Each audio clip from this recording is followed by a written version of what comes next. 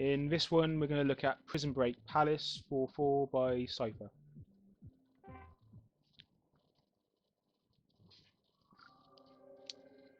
Right. So I like this one. It looks good. I like the theme. Prison. It's well done. I mean, you know, surprising really. I mean, you wouldn't think a prison would be a theme you'd do in Mario, but it works.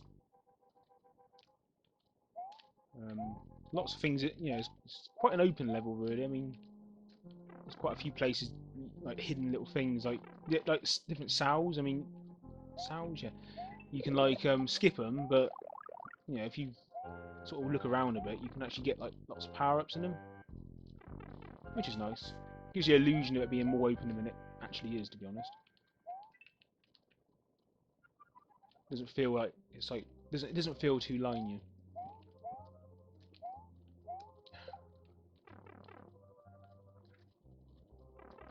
Right.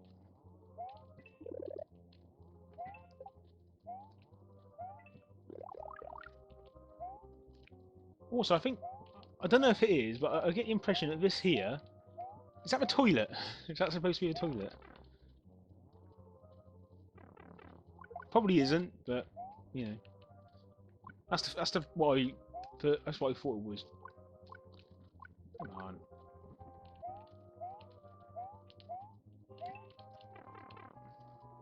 Yeah, the prison bog.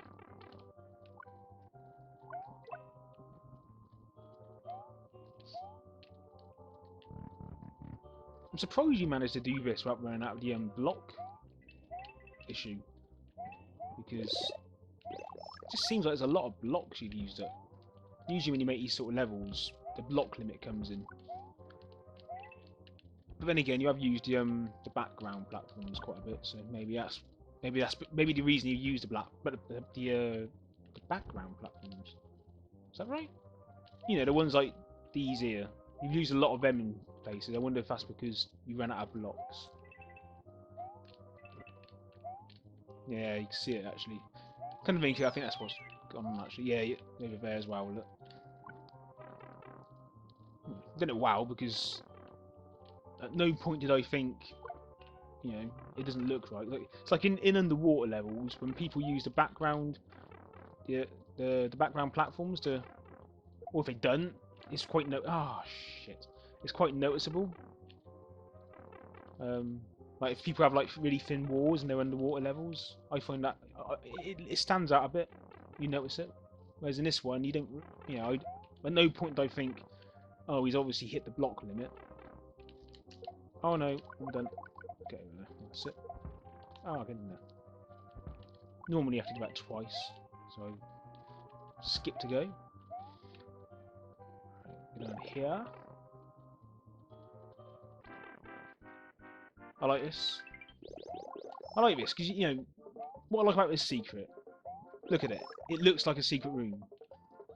Way too many people for a secret. They just sort of like cut a section out of their level and then just plop a mushroom or something in there.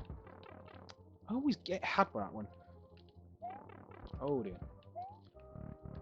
But you know, it does make a difference when people really do make an effort with their secrets.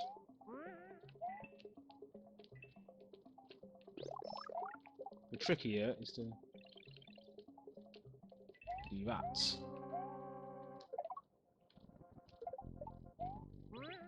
Okay.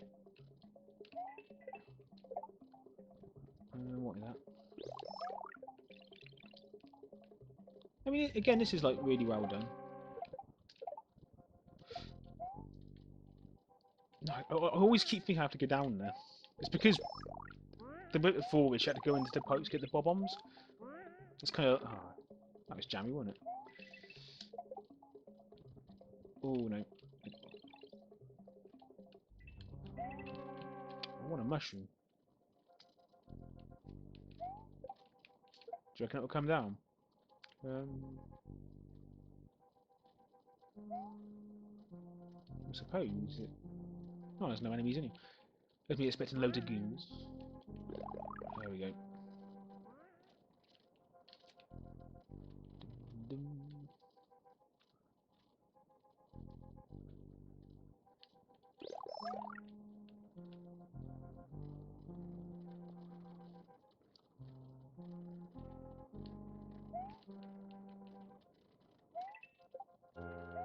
Yeah, these two doors don't go anywhere. Damn it. Oh, no, I've got two damn things now. That one's the way you go for. This one's like, yeah, like a power up on here. So I'll go in here.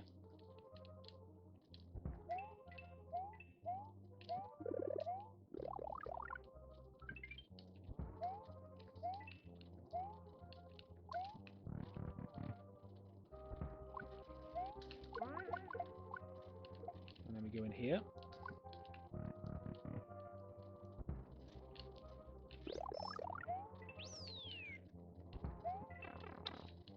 I always forget to do. You're supposed to do a spin jump over there. I always forget that. It's like instinct to try and just jump over it rather than do spin jumping. So, just to say, I mean, you probably already know this, but a lot of players that are not like, you know, not great at Mario, they're not going to do a spin jump over that. They probably wouldn't even know you can do a spin jump over that. They're likely just to take a hit or die. That's why I tend to like leave out like, you know, I try and leave out challenges that require spin jumping to go on, because you're always going to get people who just don't know anything about that. I'm not. Come on, I can do it. Hey, look. Just trying to header it. So that's it. The boss battle was good. Just reminds me that my boss battles are not that great. Need them improving. Right. So we're going to mine. There's not much. I haven't done much to it. It's mainly about coins, I think, if I remember. So we'll go on. We'll go on mine.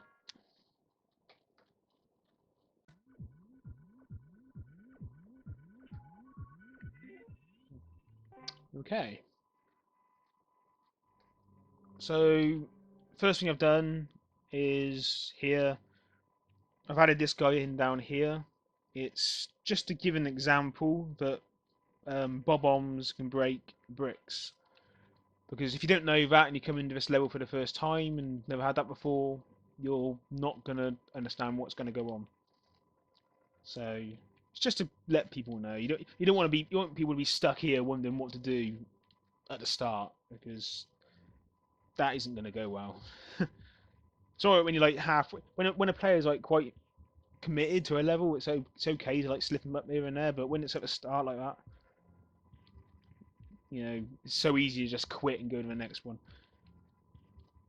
So I've added him there, and basically it just does this, you know. What time he's done that, and then when they know, then I'll go down here, see the bob-omb, and I'll put 2 and 2 together.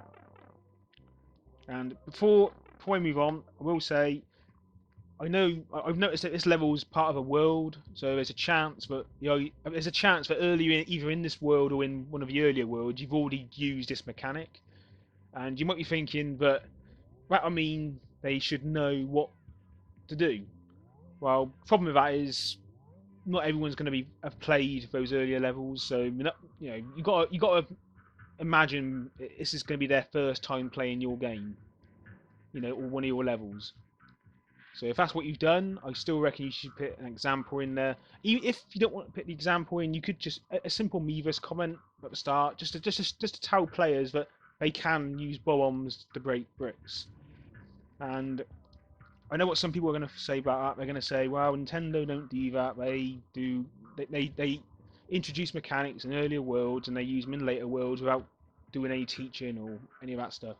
Difference is Nintendo, they ain't competing with millions of other levels. They have a standalone game. So the only way for people to play Nintendo's levels to get to that level, but doesn't do the teaching, is to play through the earlier levels. In this case, you're going to have people playing this level for the first time, and then this is going to be your one and only chance of grabbing them and getting them to go back and play the rest of your levels. If they get stuck here, they're going to leave and never come back. And, you know, when you've got like 30, 40, even 50 plus levels, that's a lot of stars to lose out on. You know, so worth mentioning. Again, you might have just forgot to, well, you know, might not forget, but you might have just not assumed that some players might not know about that mechanic, or maybe you thought they would learn it. But in my opinion, I wouldn't take any chances, especially at the start of a level. You know, if you're going to do that, do it a little later on, so they're a bit more committed. They might be a bit more willing to experiment and take their time. But if someone gets stuck at the start of a level, they're going to quit, and they're going to go. They ain't going to come back. Anyway, that's out of the way. Block 1, so, and lower. Oh yeah, so what I've done here, the problem with this before was there was no coins in this section, which meant players are going to come down here, and because Mario levels are usually played from left to right, they're probably going to go in this way. Unfortunately, they're going to meet this guy, which is going to be very difficult to maneuver around without getting hit, because there's only one way through, well, one way around him, and that's through him. And as you can see, it's just, yeah, it's almost impossible to get through that. Obviously, what you want them to do, is you want them to go here to get the fire flower. The problem is there was nothing to indicate there was anything in there. So what I've done, obviously you're gonna have people who are gonna, of course it's going up. They're gonna come down, and instead of there being nothing on the left, and then they're gonna head right, they're going to see coins, and they're going to follow the coin. You know, that's what coins are there for. They're there to guide the player towards a certain area or a certain path. So, I've used them coins. And then that should make them go in there, go down there. That's the reason why I've got them on the pipe as well, because a lot of players won't think to go down pipes. They don't always check every pipe. But if there's coins on top of them, they're more likely to try it. You know, I wonder why why are they there on that pipe. So then that would be, and then if they then get the fire flower, that means they'll then get past this guy nice and easy, which is what you want early in the level, and they'll be on their way. So we'll go on to the next section, which is block 4. 1, 2, 3, 4. I've done a, yeah, okay. Is it that? Just that? Okay, so again, just coin trail. The reason I did it here was because it is a bit awkward to navigate this. It's a lot easier with coins. Even though I died, didn't I?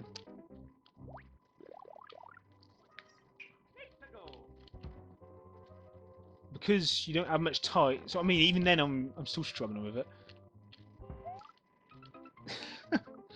All right, it's not that difficult. The coins are meant to make it easier. Oh, for God's sake! Yeah. So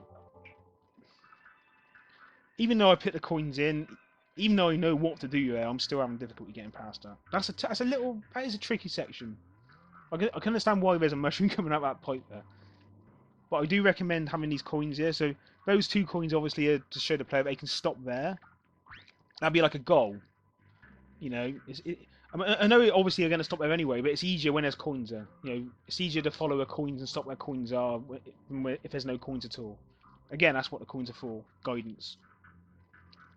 And then obviously these are up here just to indicate that the idea is not to, because some players might try and run down and they're going to die. So this will hopefully indicate to them to stop here, and then they're going to have to jump over this one. Not brilliant, but it's not perfect really. Because even then, I was still getting hit, and you know, that is a difficult section. I don't know. I didn't change it. I'm just going to go with the coins. I think the coins do a job. And then the last thing, sub-block, so in the sub-world. Like I said, I've literally done bare. It's just coins, really. Apart from that, the Bob-omb example at the start, it's mainly just coins. So it's another coin thing. Sub-block 4, 5. So it's not here, is it? So where is it? And down. And there we go. So again, this whole section I've added coins. It's just, again, you know, coins, it's what they're for. It's to guide. There you go. Look, that tells them to go down there. And then here, the coins are good for like telling them where to stop. Even though you have got like, it is different. Coins are just a better way of doing that.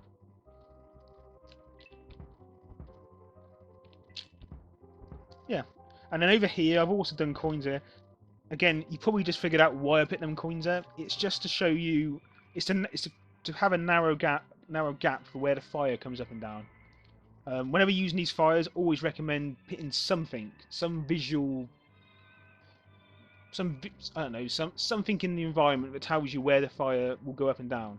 In this case, I thought I couldn't put any like blocks, or I couldn't use mushroom platforms that would look out of place, and I couldn't use the like the statues and that. So I've used coins.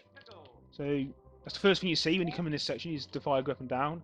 So now you know where the fire is going to come up. Doesn't seem like much, but it does make a big difference. And again on the coins, I'm going to say it. This jump, that is a lot more rewarding with coins than without coins. And it isn't just that jump. I mean, I haven't really done anything on the other jumps or whatever, but I just did it on these two sections. But so I thought it was needed more there. But just in general, for anyone, again, if you're new to the game or to making your own levels, placing coin arcs over gaps isn't just about making it easy for the player, making it easier for them to get past stuff. It's rewarding. You know, you're getting somewhere. You're collecting coins. You know, it's like getting bananas in Donkey Kong Country. You know, it's not just to guide the player or to make it easier. It's also a rewarding. You know, you're getting something for it. Even though coins are pointless in this game, just the sound of getting them, that is something. Don't underestimate that. It's the reason why when you get like levels with like hundreds of coins laid out in front of you, it's completely unrewarding and pointless because it's too much. But when you've done it in like specific areas, like spread out across the level, it's a lot different. Okay, so that was it. That's all I've done. Like I say, not much at all. There's, looking around, if there is one thing I would do, I would maybe do the coins. The way you've done coins, I would do it a little differently. It's like things like this journey here. You know, rather than just that, you could have either coins on the track. So when you're getting through here, so you got something you're getting, you know, or you could have the coins, something like that. Go there. What is going on? Okay, I don't quite understand what deal is that. Okay, you're out of block limit, but you know what I mean. You know, if you had coins going down there, you'd be able to get, like, say, oh, let's just do this. Let's get rid of some blocks. So you had that. Then you went on here. You know, it just makes this little journey a bit more interesting. Got something to get. Maybe not as many as that. And then you go in here. And it'd also help having that. Actually, that'd be a good idea, having them there, because then you'll be more likely to follow the coins in here to get the firefly. Anyway, that's it. I'm done. I've mentioned everything. Like I say, it looks great. Detail is fantastic. The theme's brilliant. You stick to a decent amount of enemies. Nothing crazy. Nice little challenges. Boss fight was great. Nice reward at the ending. I thought that was cool. And the secret room was good. So yeah, very nice. I'm gonna start putting the bookmark page for the levels in the descriptions. I'll still use the I still put the IDs on and stuff. But I will be. But if you want to have the bookmark, go into this description and I'll link them. I might actually go through all my videos and do that, to be honest. So yeah, that's the last critique I've got. So for anyone who I might regret this, but if anyone wants their levels critiqued, I'll put a link in the description of this video, and I might do it on the others as well. And basically, Follow the link. It goes to a Reddit page, and then there's instructions on how to submit. Basically, you have to go into a specific level called the critique station level that I've made and got on my profile. And then you've got to find a secret room. It isn't that hard to find. Trust me. I made it, so it's quite easy. So you got to find a secret room, and then you post in. You got two places you can post in. You can post in the video feedback, where you'll just get a video of your level being played through. So if you want to see someone play for your level, then that's a good place to do that. Or if you want it critiqued, then there's another room for that. So like I say, I might put a link in the other videos. I don't know yet. I don't want to get like 20 plus flipping critiques. But at the same time, I want there to be some to do. I don't want to be having none. Like okay, it is now. I've done them all now. So anyway, look out. So check that out down below, and I'll see you next time.